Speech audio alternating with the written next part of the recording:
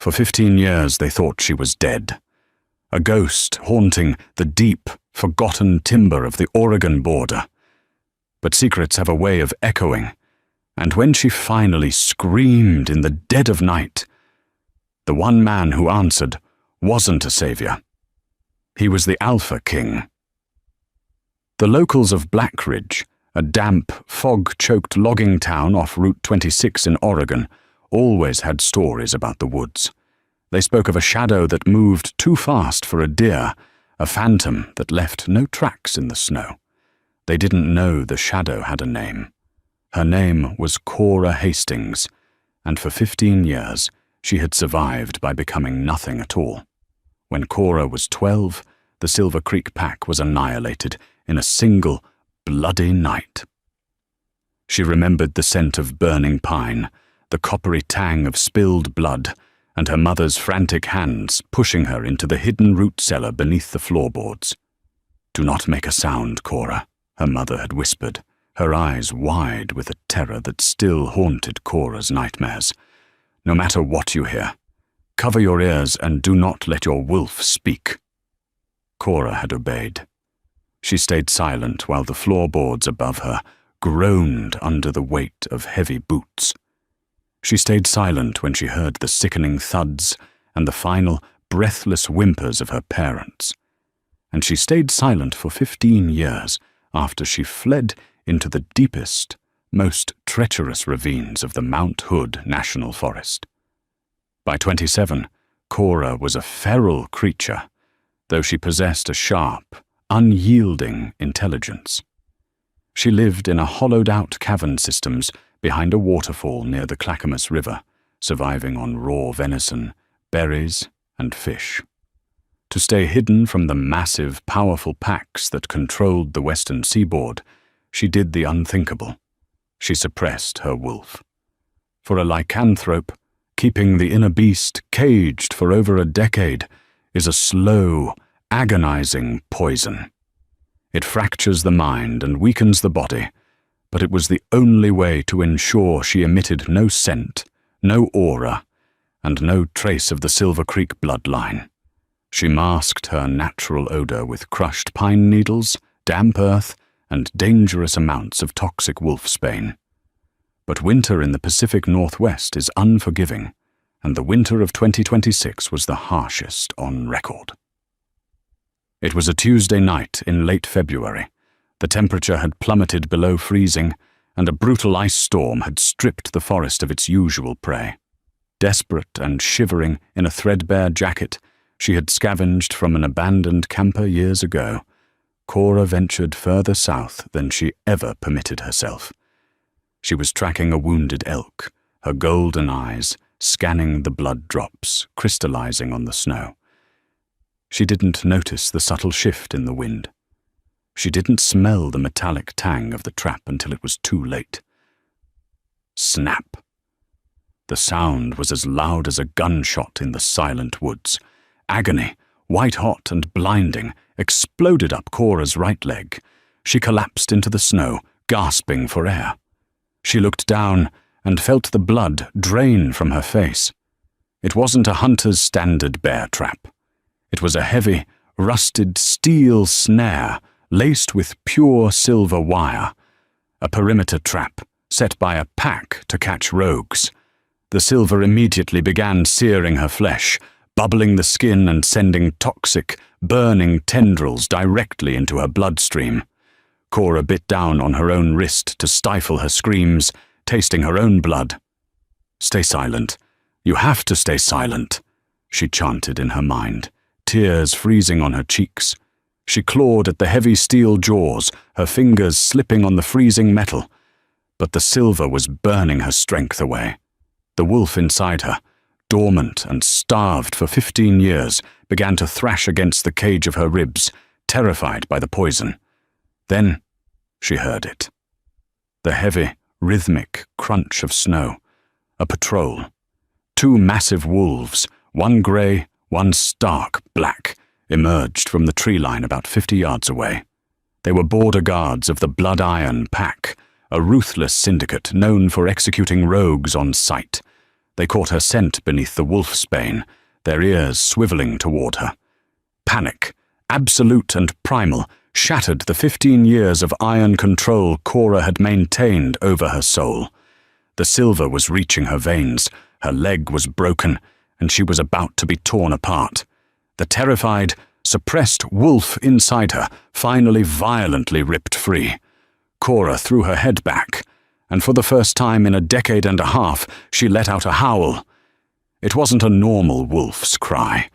It was a sound of profound, world-shattering grief, laced with the ancient, royal resonance of the lost Silver Creek Alpha bloodline. The sheer frequency of the scream visibly staggered the two approaching border guards, forcing them to flatten their ears in pain. The sound ripped through the canopy, echoing over the mountains, carrying 15 years of loneliness, trauma, and a desperate plea for survival into the freezing night. Then, Cora's vision went black. 20 miles away, inside the sprawling, glass-walled Blackwood estate that overlooked the city lights of Portland, Silas Sterling abruptly stopped speaking. Silas was not just an alpha. He was the Alpha King of the Western Territories. At 32, he commanded the loyalty of 40 packs. He was a man of terrifying power, known for his cold calculation, his tailored charcoal suits, and eyes the color of a stormy sea. He was in the middle of a tense negotiation with 3 visiting alphas in his boardroom when it hit him. It didn't register in his ears. It struck him directly in his chest, a force so violent he actually gripped the edge of the mahogany conference table, his knuckles turning white. His heart seized. "Silas?" asked his second-in-command, Caleb Montgomery, stepping forward with a frown.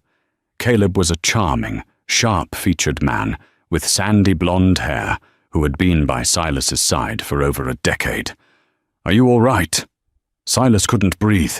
His inner beast, a massive, scarred creature that rarely showed agitation, was suddenly clawing at his mind, roaring in a frenzy of protectiveness and panic. "Mine!" the beast bellowed. "Mate! Dying!" Before Caleb or the other alphas could react, Silas shoved past them, his eyes flashing a brilliant, terrifying gold. The glass of the boardroom windows rattled from the sheer output of his sudden aura. He didn't bother taking the stairs. He threw open the balcony doors and vaulted over the railing, shifting in mid-air. He landed in the snow below as a monstrous, midnight black wolf, easily the size of a draft horse. Without a backward glance, Silas tore into the forest, leaving his bewildered guests behind. The run was a blur. Silas let his wolf take complete control, navigating the treacherous mountain terrain with supernatural speed. The desperate cry still echoed in his blood, drawing him like a magnet. He crossed the Clackamas River in a single bound, tearing through the dense thickets of Mount Hood. He could smell her now, the faint, sweet scent of rain and crushed violets, utterly ruined by the sickening metallic stench of burning silver and blood. He burst into the clearing, just as the 2 blood-iron border guards were shifting back into their human forms, drawing hunting knives as they approached the unconscious woman bleeding in the snow. Silas didn't even slow down. He hit the grey wolf with the force of a freight train, snapping the man's collarbone with a sickening crunch and sending him flying into an oak tree. The black wolf turned, eyes wide with terror, as he recognized the monstrous, towering form of the Alpha King. Silas let out a deafening roar that shook the snow from the branches, his fangs bared. The unstated command was absolute. Run or die. The uninjured guard scrambled backward, grabbed his unconscious partner, and fled into the darkness. Silas immediately shifted back to his human form, uncaring of the freezing wind against his bare skin. He dropped to his knees beside the frail, motionless figure. She was tiny, starved, and shivering violently. Her clothes were rags, but when he brushed the matted, dirt-caked hair from her face, his breath hitched The mate bond snapped into place, a cosmic tether locking his soul to hers. But there was no time to marvel at it. The silver trap was biting deep into her shin, the skin around it, charred, black, and weeping. "I've got you," Silas murmured, his deep voice trembling with an unfamiliar emotion. "You're safe now." He gripped the heavy steel jaws of the trap. Even for an Alpha King, the silver burned his hands, searing his palms, but he didn't flinch. With a brutal grunt of exertion, he ripped the trap open, snapping the thick metal mechanism entirely. He tossed the cursed object aside and carefully gathered Cora into his arms. She weighed almost nothing. He carried her to the highway, where Caleb and a convoy of pack SUVs were already pulling up, tires screeching on the black ice. Caleb leaped from the lead vehicle, holding a heavy wool blanket. "Silas, who is she? What happened?" Caleb demanded, his eyes darting to the unconscious woman. "Get Dr. Harrison ready." "Now," Silas growled, wrapping Cora tightly in the blanket and climbing into the back seat of the SUV. He held her against his chest, channeling his own body heat and alpha aura into her to keep her heart beating. The ride back to the estate was a tense, silent blur. Cora was immediately rushed into the pack's state-of-the-art underground medical wing. For 6 hours, Silas paced the polished marble floors outside the surgical suite, refusing to speak, refusing to wash the dried blood from his hands. His mind raced. A feral wolf, living entirely off the grid, carrying a scent he had never encountered, yet holding the other half of his soul. When Dr. Harrison finally emerged, the older man looked exhausted. "She'll live, Alpha, but barely. The silver poisoning was extensive, and she's severely malnourished. Her wolf has been dormant for so long it's practically catatonic. I've never seen anything like it. It's a miracle she survived the shock." "I want to see her," Silas commanded, pushing past the doctor. He entered the dimly lit recovery room. Cora lay in a massive hospital bed, hooked to an IV, looking impossibly small amidst the stark white sheets. Silas pulled up a chair, sitting vigilantly by her side, watching the steady rise and fall of her chest. It was nearly dawn when her eyelashes fluttered. Cora groaned, a soft, broken sound, and slowly opened her eyes. She stared at the pristine white ceiling, then the monitors, panic instantly spiking her heart rate. She tried to bolt upright, but Silas gently placed a warm, heavy hand on her shoulder. "Easy. Do not move," he said, his voice a low, soothing rumble. "You're safe." I removed the trap. Cora froze, her golden eyes locking onto his. She inhaled sharply, immediately catching the overwhelming dominant scent of an alpha. Not just an alpha, a king. Terror, cold and sharp, flooded her veins. She pressed herself back against the headboard, pulling her knees to her chest despite the cast on her leg, her breathing turning hyperventilated. "Who? Where am I?" she rasped, her voice rough and unused from years of silence. "You are at the Blackwood estate. I am Silas Sterling," he said slowly, trying to project calm. "You are my mate." Cora's eyes widened in horror. "No," she whispered. "No, no, no, let me go. You have to let me go." Before Silas could calm her down, the heavy oak door to the hospital room swung open. Caleb Montgomery stepped in, carrying a tablet and 2 cups of coffee. "Silas, the council is demanding to know why you walked out of the—" Caleb stopped dead in his tracks. The coffee cup slipped from his hands, shattering against the linoleum floor, hot liquid splashing everywhere. He stared at the woman in the bed, his usually composed face draining of all color. Cora stopped breathing. Her terrified gaze shifted from Silas to the sandy-haired man standing in the doorway. 15 years vanished in a heartbeat. She remembered the root cellar. She remembered peering through the cracks in the floorboards. She remembered the man who had stood over her father's bleeding body, plunging a silver dagger into the Alpha's chest with a cold, triumphant smile. It was Caleb. "You," Cora choked out, pointing a trembling, bruised finger at the Alpha King's most trusted advisor. "You killed them." The silence in the underground medical wing of the Blackwood estate was absolute, heavy, and suffocating. The only sound was the frantic, erratic beeping of Cora's heart monitor. Silas stood frozen between the hospital bed and the doorway. His stormy grey eyes darted from the terrified, frail woman shivering against the pillows to the man he had trusted with his life for over a decade. Caleb Montgomery. "Silas," Caleb said, his voice a masterclass in calm confusion. He stepped carefully over the shattered ceramic and the pooling coffee. "I don't know what this woman is talking about. She's clearly delirious. The silver poisoning has induced hallucinations." "I am not hallucinating," Cora screamed, the raw, guttural sound tearing at her throat. She pointed a bruised finger, her hand trembling violently. You wore a black tactical jacket. You had a hunting knife with a staghorn handle.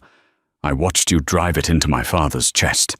Jonathan Hastings, Alpha of Silver Creek." You looked him in the eye and smiled. Silas felt the air in the room drop 10 degrees. The sheer detail of the accusation struck him like a physical blow. Jonathan Hastings. The Silver Creek massacre in Deschutes County was one of the darkest unsolved chapters in the history of the Western Territories.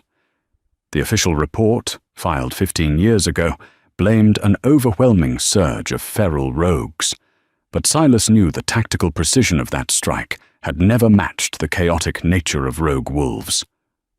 "Caleb," Silas's voice was dangerously low, a lethal rumble vibrating in his chest. "Explain." Caleb held up his hands, his expression morphing into one of deep, sympathetic pity. "Alpha, think about this logically. 15 years ago, I was 22 years old, stationed in Seattle handling the waterfront logistics for the pack. I wasn't even in Oregon. This woman is a feral. She's been living in the dirt of the Mount Hood National Forest for a decade and a half. Her mind is broken." Silas looked back at Cora. The mate bond hummed in his veins, screaming at him to protect her, to believe her. But Caleb was his beta. They had bled together. Caleb had saved his life during the cartel skirmishes of 2018. "Garrett," Silas barked into his wrist comms, summoning his head of security. Within seconds, a massive, scarred man filled the doorway. "Escort Caleb to the East Wing. Confine him to his quarters. No communications, no access to the mainframe." Caleb's jaw tightened, a brief flash of genuine rage cracking his composed facade before he smoothed it over. "You're making a mistake, Silas. You're letting a feral rogue dictate pack security." He turned and allowed Garrett to lead him away. Silas turned back to Cora, who was hyperventilating, her hands gripping the white bedsheets like lifelines. He approached slowly, holding his hands out where she could see them. "Cora, that is your name, isn't it? Cora Hastings." She didn't speak. She just stared at him with wide, distrustful golden eyes. "I am locking down this wing," Silas said softly. "You are under my absolute protection. I swear on my Alpha blood, no one will touch you. I am going to find out the truth." But Silas leaving was exactly what Cora feared most. For 15 years, the only person who had protected Cora was Cora. As the heavy steel doors locked from the outside, leaving her alone with Dr. Harrison, her survival instincts, honed by a decade of outrunning bears, harsh winters, and starvation, kicked into overdrive. She wasn't a queen here. She was a prisoner in the house of her parents' killer. Hours passed. The clock on the wall read 3 a.m. Dr. Harrison had retired to the adjoining office to review her blood work. Then The ventilation grate above the bathroom door clicked. Cora's heightened senses caught the faint, metallic scent of ozone, followed by the silent sliding of the electronic deadbolt. The security grid had been bypassed. The heavy oak door eased open, making no sound. A figure stepped into the dim light of the recovery room. It wasn't Silas. It was a man in standard Blackwood security tactical gear, but his scent was wrong. It was sour, laced with adrenaline and dark intent. In his right hand, he held a medical syringe filled with a viscous, milky fluid. Liquid silver nitrate. An overdose would look exactly like a sudden heart failure from her existing silver poisoning. "Nothing personal, Mutt," the guard whispered, stepping rapidly toward her bed. "Mr. Montgomery sends his regards." He lunged, but Caleb had severely underestimated the girl from the woods. He thought she was a broken, starved animal. He didn't realize that to survive 15 years in the wild with a suppressed wolf, Cora had to become a predator in human skin. As the guard brought the syringe down, Cora didn't cower. She rolled off the opposite side of the mattress, ignoring the blinding agony in her cast-bound leg. She grabbed the heavy steel IV pole and swung it with all her meager weight.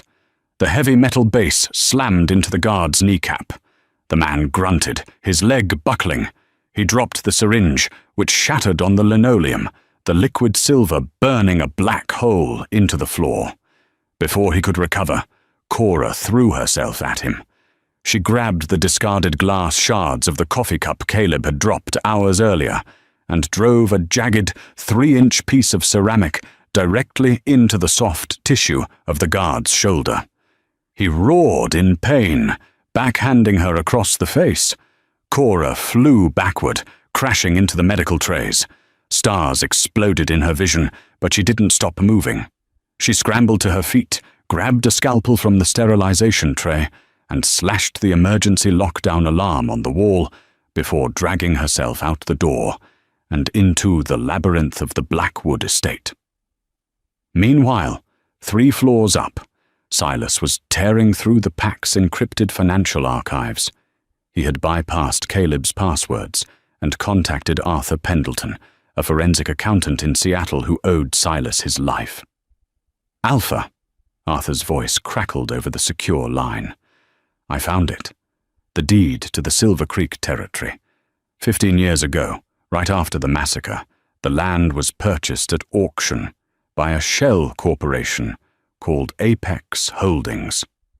I followed the money through 3 offshore accounts in the Caymans. The final beneficiary, it's Caleb Montgomery.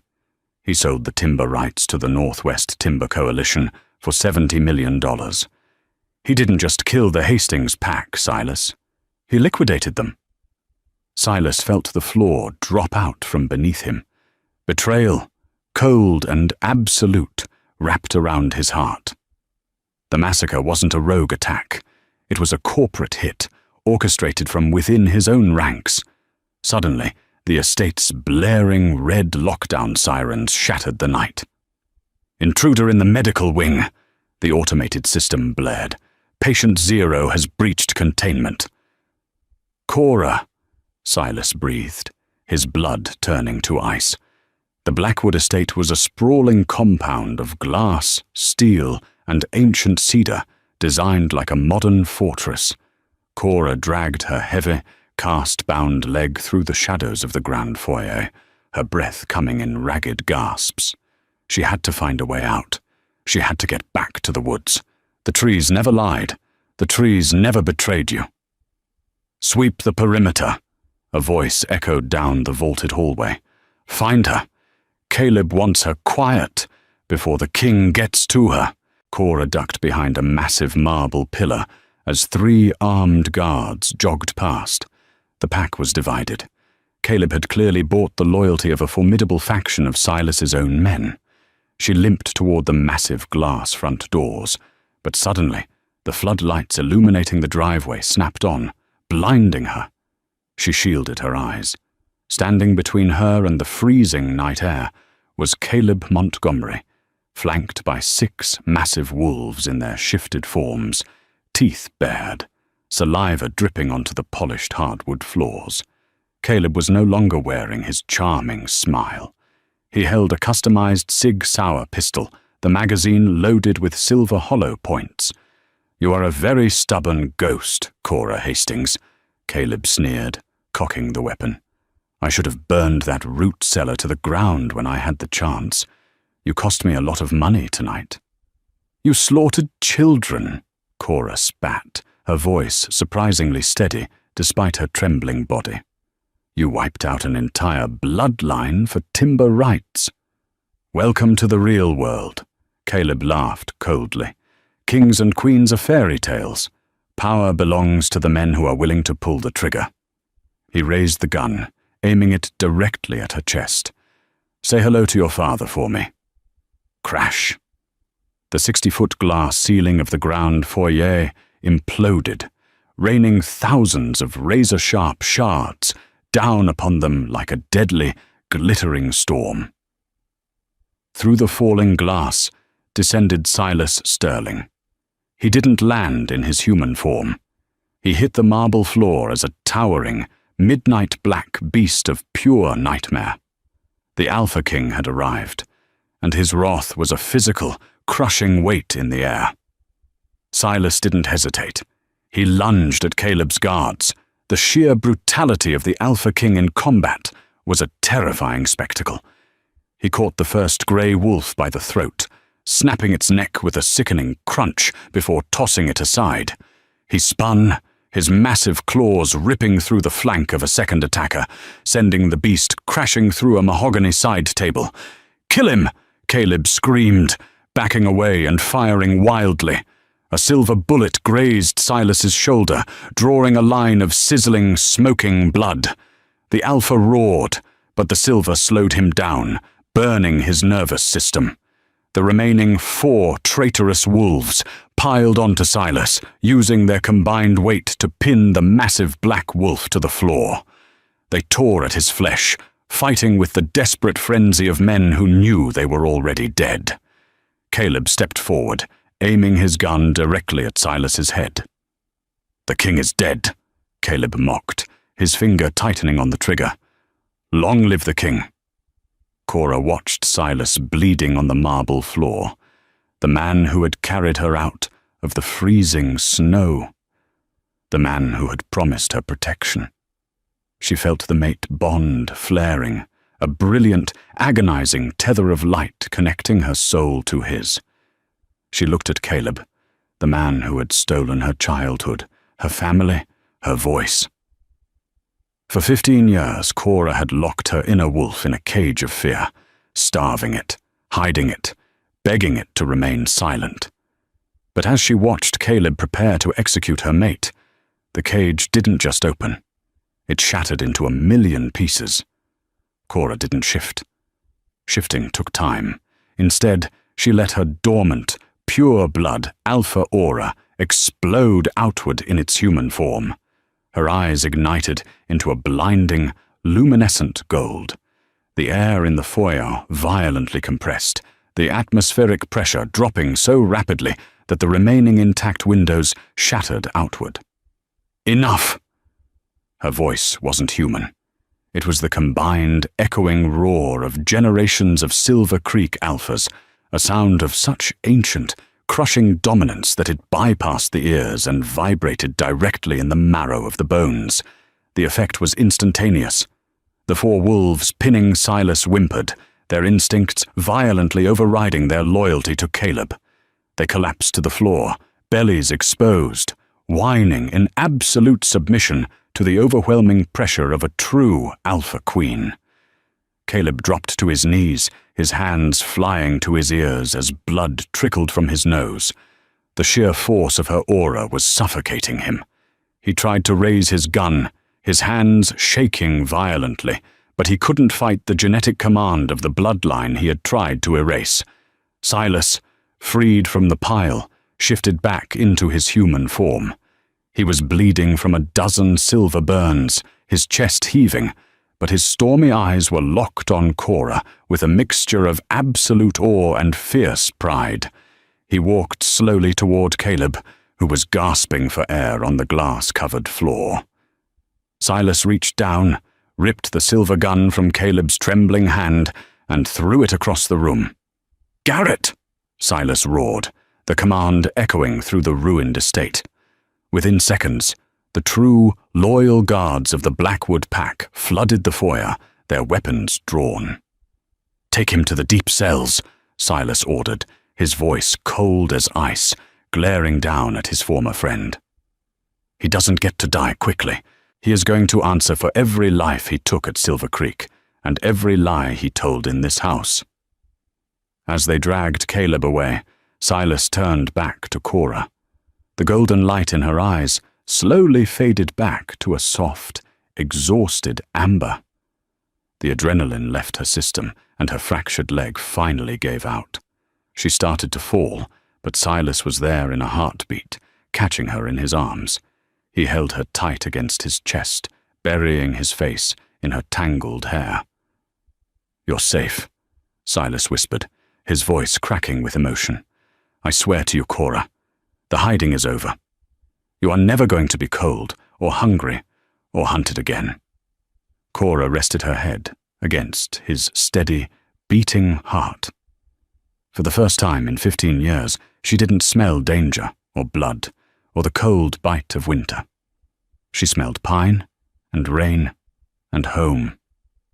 "I know," she whispered, closing her eyes. 6 months later, the Blackridge woods were quiet once again, but it was no longer a haunting silence. The Silver Creek pack had been officially reinstated, its stolen lands reclaimed, and legally transferred back to the Hastings name. Standing on the balcony of the Blackwood estate, overlooking the vast, emerald canopy of the Oregon wilderness, King Silas Sterling wrapped his arms around the waist of his mate. Cora Hastings stood tall, the scars of her past still visible, but her spirit unbroken. She wore no rags, only the elegant silk of a queen, her golden eyes watching the horizon, not with fear, but with the quiet, unshakable strength of a survivor who had finally found her throne.